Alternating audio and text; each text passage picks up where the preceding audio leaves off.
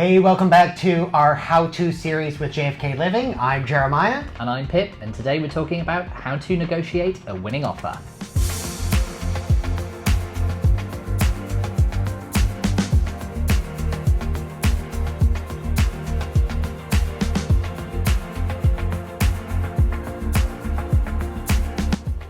First step on getting your offer accepted, you're going to want to make sure that you come in strong. If the home is brand new, if it's in great condition, you're probably going to have to pay over asking. Homes that are new to the market, that have just come on, quite often there's a lot of interest, and we're seeing multiple bids ranging anywhere from 5 and 6 up to 19 or 20 bids. It's a very competitive market. So you are, for the most part, going to have to come in above ask. One of the things that we use, and not all agents know about this or use this, it's called an escalation clause. An escalation clause is kind of similar to an eBay bid. Yeah. So you go in with a certain number that you want to pay, but you're also going to offer up to an upper limit. And bear in mind, this is the absolute upper limit that you would be willing to pay. And make sure it is that upper limit. Like if it went for $1,000 more than the upper limit of your escalation clause and you were like, well, I would have paid that, make sure that that's your upper limit. And you offer $1,000, $2,000 over the next bona fide offer that someone else has presented.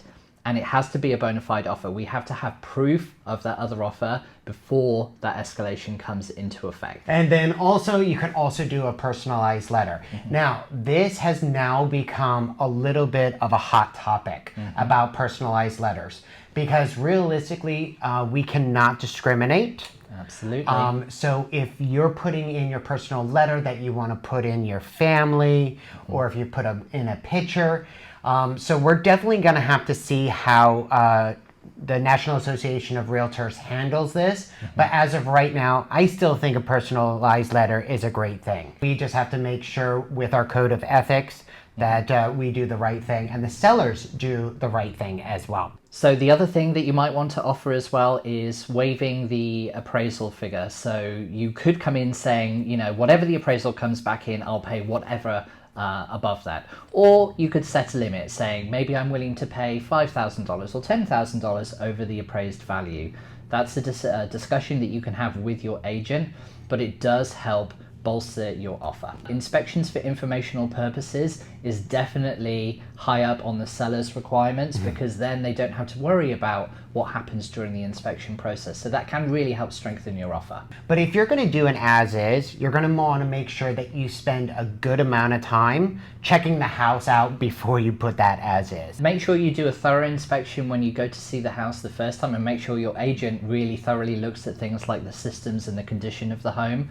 So the last point I would say is to go in non-contingent. So what does that mean? A contingency can be several things, but there could be a contingency based upon the sale of your current home, which we know some people have to do.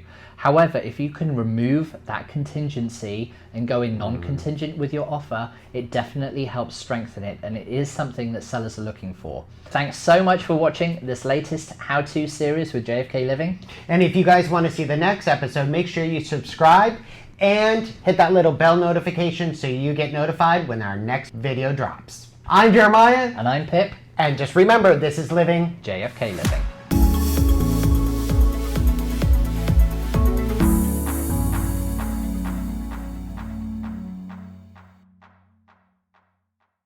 Ring the bell. Right? Not ring the bell. You can ring my bell. Ring my bell. My bell.